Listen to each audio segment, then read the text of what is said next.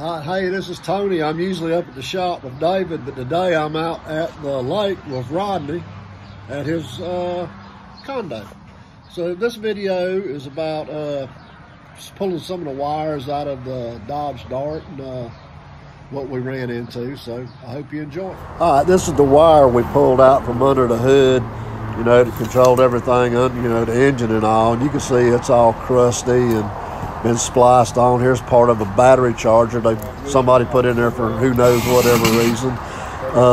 It's a 49-year-old car. I mean, you know, it's just had a hard life, and people have worked on it over the years and spliced stuff together, and it's just, we didn't want to keep it, so that's why we bought that replacement kit. You can see here's the bulkhead that goes into the fuse box. It's all corroded, and I mean, here's another example of just spliced up stuff. And I mean, and don't smoke white owls while you work on your car, I guess, is the moral of the story.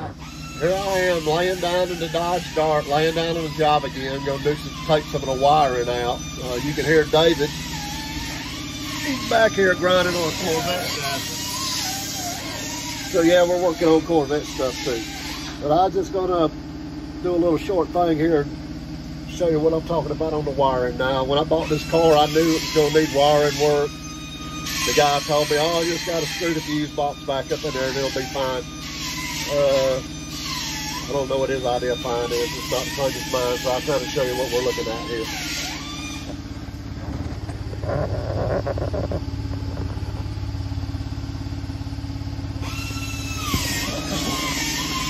I don't think an electrical engineer worked on this car, so we're going to pull all the wiring out. We've already bought an American Auto Wire kit for it.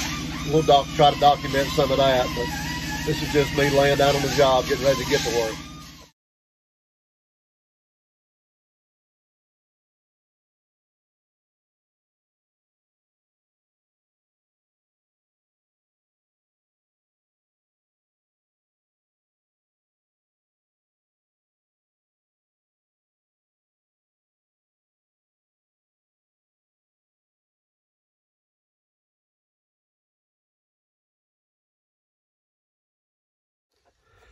Hey, look, there's a C2 chassis almost ready to go. And there's David working on it. This one here will be rolling out probably next week. There's the old Dodge Dart. I'll take you outside and show you all the wiring that was in that car. We finally got it all pulled out. All right, that's all the wiring that was inside the cabin. Fuse box and all like that is all cut up and spliced together and all. Most of it was okay, but too much of it was bad. We didn't want to use it. And this right here is all the wiring that was under the hood. It was in the worst shape of all that, and around the fuse box there were the worst. And over here is all the other chassis wiring that ran back to the fuel tank and trunk and tail lights, stuff like that. It probably would have been okay to reuse it, but we bought the kit, so we're gonna go with that. Make everything right. All right, so what we'd want to learn and what's next on this Dodge Dart. Well, what I can tell you is if you work on stuff at home and you're competent, pulling the wiring out of that car, really once I got the dash out, you just had to drop the steering wheel, finagle a few wires, and once the dash came out of it, the interior wiring, it came right out. Wasn't no problem. Anybody could do it probably. Just take your time and don't get in a rush and stuff like that. Now, what's next? Probably next weekend we'll go back out there and try putting the kit in it. See if we can get it rewired. I have a couple days next week. David said he'll be up there, so yeah, we'll get up there and see if we can do that. But beyond that, as far as what's next, well, you remember when gas was like $4 a gallon and stuff, and it was terrible, and I bought this car. It's a Miata because it's supposed to got good fuel mileage. It's automatic. I bought it so my wife could drive it as well. I mean, you know, who doesn't want to ride around with the wind in your hair, and I don't know if you got it good or not. That's it right there. With the wind in your hair and all, I mean, my wife's got nice hair. I mean, I don't have much. But I thought we would get a couple people, maybe my brother and David, would go out to the drag strip and on a test and tune night.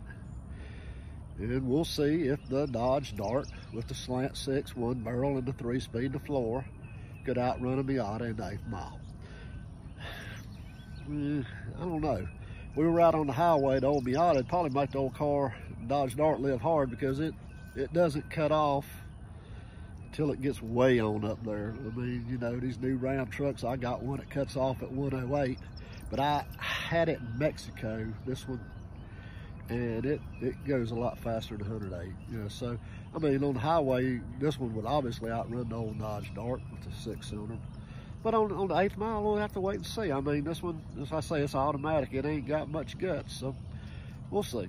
But next week, we'll get back into the wiring, and if I run into any snags and all, I'll try to video it as best I can. It's kind of boring, I think.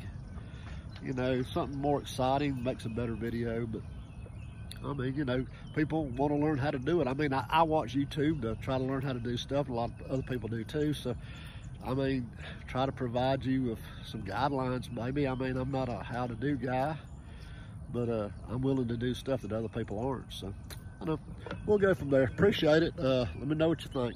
Bye.